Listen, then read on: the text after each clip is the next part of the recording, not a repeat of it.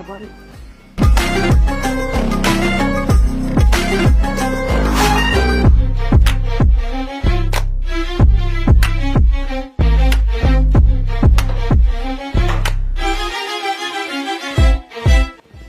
তুমি?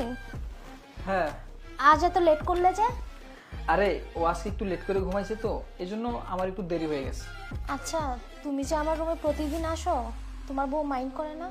আরে তুমি ওর কথা বাদ দাও তো, ও মাইন্ড করলেই কি না করলেই কি, আর তোমার কাছে তো আমাকে আসতেই হবে বলো।